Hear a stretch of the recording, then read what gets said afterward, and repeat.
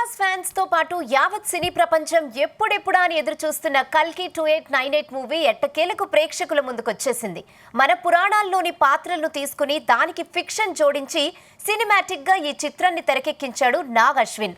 ప్రభాస్ తో పాటు అమితాబ్ బచ్చన్, కమల్ హాసన్, దీపికా పదుకునే లాంటి స్టార్స్ నటించడంతో ఈ మూవీపై మొదటి నుంచి కూడా భారీ అంచనాలే ఏర్పడ్డాయి. ఇటీవల విడుదలైన పోస్టర్స్, 2 ట్రైలర్స్ సినిమాపై మరింత హైప్ క్రియేట్ చేశాయి. ఈ హైప్ కు తగ్గట్టుగానే రెబల్ స్టార్ ప్రభాస్ కల్కి మూవీ రికార్డ్స్ బద్దలు కొడుతోంది. అంచనాలకు మించి కలెక్షన్స్ వసూలు చేస్తోంది ప్రభాస్ సినిమా విడుదలైన ప్రతి చోట హౌస్ఫుల్ కలెక్షన్స్ తో దూసుకుపోతోంది కల్కి. బాలీవుడ్, టాలీవుడ్ లో బాక్స్ ఆఫీస్ రికార్డ్స్ ను క్రాస్ చేస్తోంది. యుఎస్ తో సహా ఓవర్సీస్ లో ఈ సినిమాకు మంచి రెస్పాన్స్ వస్తోంది.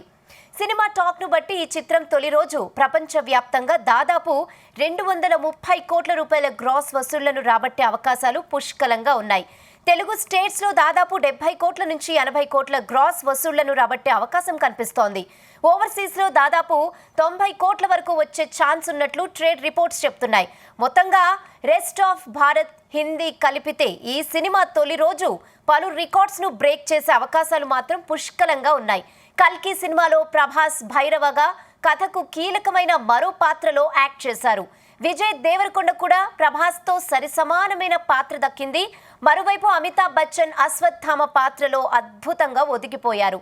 ఇంకోవైపు సుప్రీం యాస్కిన్ పాత్రలో కమల్ హాసన్ నటన మరో హైలైట్ అనే చెప్పుకోవాలి. ఈ సినిమాను మహాభారత యుద్ధం జరిగినప్పటి నుంచి 6000 ఏళ్ల ప్రయాణాన్ని ఈ సినిమాలో చూపించారు దర్శకుడు. భవిష్యత్తులో ప్రపంచమంతా ఏ వనరులు లేకుండా నిర్జీవమై ఉంటుంది. ఒక్క కాశీ పట్టణం మాత్రమే మిగిలుంటుంది. అయితే అక్కడ సుప్రీం యాస్కిన్ భూమి మీద ఉన్న వనరులను దోచేసి కాంప్లెక్స్ అనే కొత్త ప్రపంచాన్ని క్రియేట్ చేసుకుంటాడు. అక్కడ అన్ని సౌకర్యాలు ఉంటాయి. అయితే అక్కడే భూమి మీద ఉన్న వాళ్ళు సరైన తిండి దొరక్క ఎన్నో ఇబ్బందులు ఫేస్ చేస్తుంటారు. ఈ క్రమంలోనే అక్కడే ఉండే భైరవ ఎలాగో అలా కాంప్లెక్స్కి వెళ్ళి సుఖంగా బతుకుతామనుకుంటాడు. ఈ క్రమంలో 6000 ఏళ్ల తర్వాత అంతరిక్షంలో ఏర్పడే గ్రహ కూటమిలో కల్కి పుట్టబోతున్నాడని యాస్కిన్ మనుషులకు తెలుస్తోంది. అయితే ఆ కల్కి సుమతి గర్భంలో ఉన్నాడని తెలుసుకొని ఆమెను చంపాలనుకుంటారు. ఈ క్రమంలో కాశీలో తపస్సు చేసుకుంటూ ఉండే అశ్వత్థామ ఆమెను కాపాడడానికి వస్తాడు. మరోవైపు అశ్వత్థామ నుంచి సుమతి ఎలాగైనా తీసుకెళ్లి యాస్కిన్ మనుషులకు అప్పగించాలనుకుంటాడు భైరవ. ఈ క్రమంలో చోటు చేసుకునే పరిణామాలేంటి? ఇంతకీ సుమతి ఎవరు? ఆమె గర్భంలో ఉన్నది కల్కి భగవానుడేనా? మరోవైపు యాస్కిన్ తిరుగుబాటు చేసే శంబల ప్రజలు. అసలు శంబల ప్రజలు ఎందుకు యాస్కిన్ పై పగతో రగిలిపోతుంటారు? ఇక కాంప్లెక్స్ నుంచి తప్పించుకున్న సుమతి శంబల గ్రామం ఎలా వచ్చింది? అసలు భైరవకు అశ్వత్థామకు ఉన్న సంబంధం ఏంటన్నది తెలియాలంటే మాత్రం కల్కి 2898 ఏడి మూవీ చూడాల్సిందే. దర్శకుడు నాగ్ అశ్విన్ 2 సినిమాల ఎక్స్పీరియన్స్ను నమ్మి ప్రభాస్ ఈ సినిమా చేయడానికి ఒప్పుకోవడం నిజంగా హ్యాట్స్ ఆఫ్ చెప్పాల్సిందే. అంతేకాదు, తెలుగు ప్రేక్షకులు రొటీన్, మాస్, మసాలా వంటి సినిమాలు చూసి బోర్ కొట్టింది. వాళ్లకు కల్కి మూవీతో నిజంగానే కొత్త లోకంలోకి తీసుకెళ్లాడు నాగ్ అశ్విన్. రాబోయే 2898లో ప్రపంచం ఎలా ఉండబోతోందనే విషయాన్ని ఊహించుకుని గ్రాఫిక్స్ రూపంలో ప్రేక్షకుల ముందు ఉంచడం మామూలు విషయం కాదు. అందులో నాగ్ అశ్విన్ టాలెంట్ మెచ్చుకోవాల్సిందే. అంతేకాదు, మనం కూడా హాలీవుడ్ వాళ్ళకేమీ తక్కువ కాదన్నట్టు ఈ సినిమాలో విజువల్స్ చూస్తే ఇట్టే తెలుస్తుంది.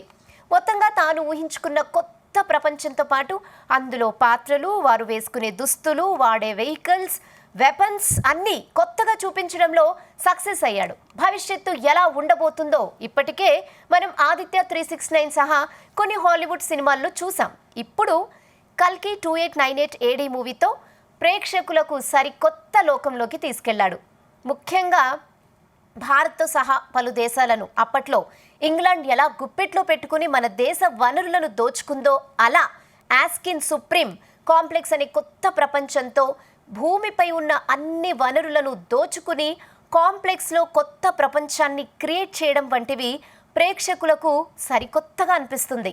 మరోవైపు మన పురాణాల్లో కాశీ ప్రపంచంలోనే తొలి పట్టణం అని పేరు. కానీ ఇందులో కలియుగంలో చివరి పట్టణం అంటూ చూపించాడు.